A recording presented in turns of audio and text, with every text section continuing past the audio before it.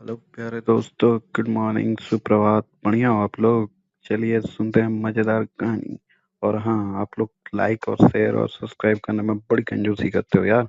कर डाला करो, आपके लिए बढ़िया बढ़िया कहानी लाते हैं। और चलिए सुनिए।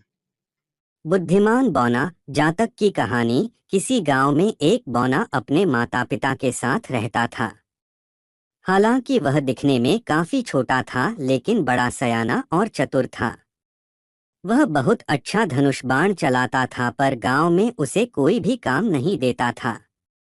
बच्चे उसे छोटू कहकर चिढ़ाते। वह इस वजह से काफी परेशान रहने लगा।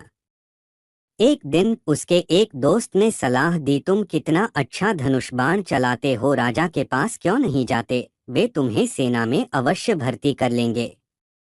अगले दिन वह माता पिता की आज्ञा लेकर राजा के महल की ओर चल दिया।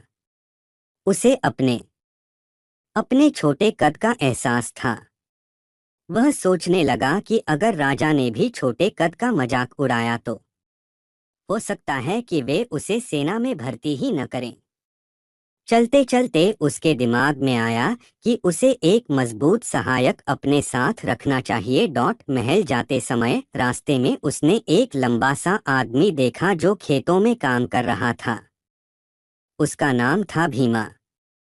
छोटू ने उससे कहा, तुम बड़े बलवान हो, तुम्हें तो राजा की सेना में होना चाहिए। भीमा बोला, पर मुझे तो धनुष बाण पकड़ना तक नहीं आता। तुम चिंता मत करो, मैं एक अच्छा निशानेबाज हूँ। मैं तुम्हारी मदद मदद करूंगा। बस तुम मेरे साथ राजा के महल तक चलने के लिए मान जाओ, छोटू ने कहा। भीमा को राजा की सेना में काम करने का प्रस्ताव बेहद भाया। वह झट से साथ चलने को मान गया। वह भी अपनी किस्मत आजमाना चाहता था। जब वे राजा के महल में पहुंचे तो राजा एक बौने और एक बलवान व्यक्ति को साथ देखकर हैरान रह गया। भीमा ने कहा कि वह सेना में भर्ती होना चाहता है।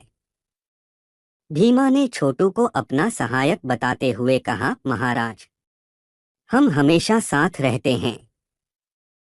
यह मुझे युद्ध के मैदान में तीर पकड़कर मदद करेगा।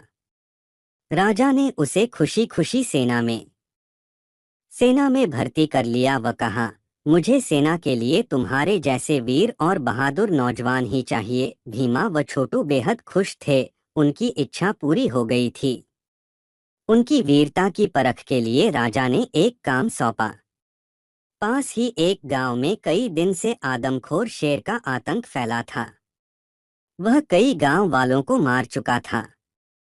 राजा ने हुक्म दिया, जाओ उस शेर को मार दो। उन्हें सेना के सिपाही की वर्दी भी मिल गई। भीमा महल से निकला तो काफी परेशान था। उसे लग रहा था कि गांव वालों का सामना करना और शेर को मारना कोई आसान काम नहीं था, पर छोटू ने तसल्ली दी, शेर को मारने के लिए सिर्फ धनुष बाण या बहादुरी की जरूरत नहीं, तुम्हें बुद्धिमान भी होना चाहिए।